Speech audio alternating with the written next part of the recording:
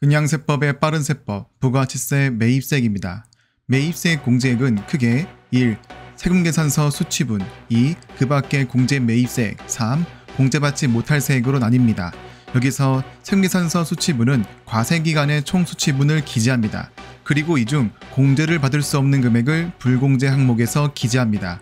그래서 1번 금액에서 3번 금액을 차감하는 방식으로 공제액을 구합니다. 그 밖의 공제 매입세액은 세금계산서 관련 매입세액이 아닌 나머지 항목을 기재하고 총액이 아닌 공제가 가능한 순액만을 기재합니다. 우선 3번 매입세액 불공제를 확인하고 2번 기타 매입세액을 확인해 보겠습니다. 매입세액 공제 요건은 세금계산서에 의한 것이어야 하고 과세사업에 사용하였거나 사용할 재화 및 용역이어야 합니다. 과세사업자의 매입세액 중에서 위 요건에 맞지 않거나 법에서 정한 8가지 사유가 있는 경우 그 매입세액은 공제될 수 없습니다. 먼저 첫 번째, 사업자 등록 신청 전 매입세액입니다. 납세 의무인 사업자 등록을 하지 않았으므로 사업자의 권리라고 볼 수 있는 매입세액 공제를 하지 못하는 것이죠. 다만 공급 시기가 속하는 과세기간이 지난 후 20일 이내에 등록 신청한 경우 등록 신청일부터 공급 시기가 속한 과세기간 기산일부터 발생한 매입세액은 공제됩니다. 정해진 사업자 등록 기간 내에 등록을 신청하지 않았지만 어느 정도 늦게라도 등록을 신청한다면 그 사업자 등록을 소급하여 매입세액을 공제시키는 것입니다. 두 번째, 세금계산서 미수치 및 부실기재분 매입세액입니다. 세금계산서의 필요적 기재사항이 누락되거나 사실과 다른 경우 해당 세금계산서의 매입세액은 공제될 수 없습니다.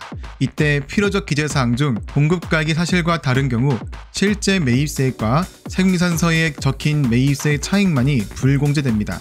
다만 사실과 다른 세금계산서이어도 매입세액을 공제해주는 예외가 존재하는데요. 주요 사항만 정리해 보겠습니다. 1. 사업자 등록을 신청한 사업자가 등록증 발급일까지의 거래에 대하여 해당 사업자의 주민등록번호를 적어 발급하는 경우.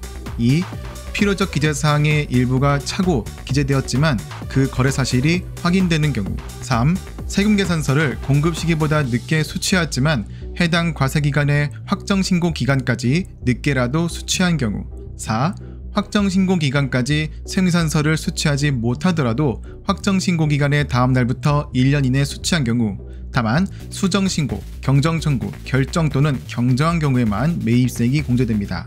5. 공급 시기 전에 세금계산서를 수취하더라도 발급일부터 6개월 이내에 실제 공급 시기가 도래하고 거래 사실이 확인되는 경우. 다만 세무서상의 결정 또는 경정에 의해서만 매입세액이 공제됩니다. 그 외에도 거래한 사업장이 아닌 사업장을 적은 세금계산서를 발급하더라도 사업장이 총괄 납부하거나 사업자 단위과세 사업자에 해당하고 공급한 사업자가 예정신고 납부 및 확정신고 납부를 하는 경우. 전자세금계산서 발급 명세가 전송되지 않았으나 거래 사실이 확인되는 경우. 전자세금계산서 발급 의무가 있는 공급자로부터 종이 세금계산서를 수취하는 경우. 마지막으로 위탁매매나 신탁거래와 관련하여 세금계산서를 잘못 발급 및 수취하는 경우가 있습니다.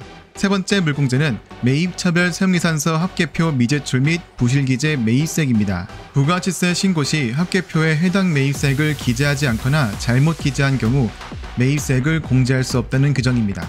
다만 다음의 경우에는 예외적으로 매입세액 공제가 가능합니다.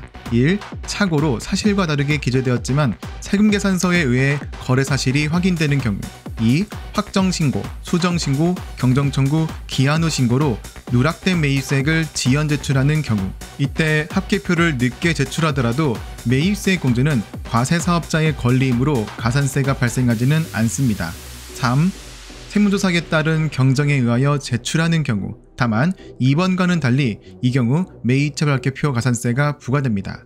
네 번째는 사업과 직접 관련이 없는 매입세액입니다. 사업과 관련 없는 지출이란 법인세 및 소득세법상 업무무관 비용과 법인세법상 공동경비 초과분담액을 의미합니다. 다섯 번째는 면세사업 관련 매입세액입니다. 면세사업에 사용하였으니 매출세액이 발생하지 않으므로 매입세액 또한 공제되지 않습니다.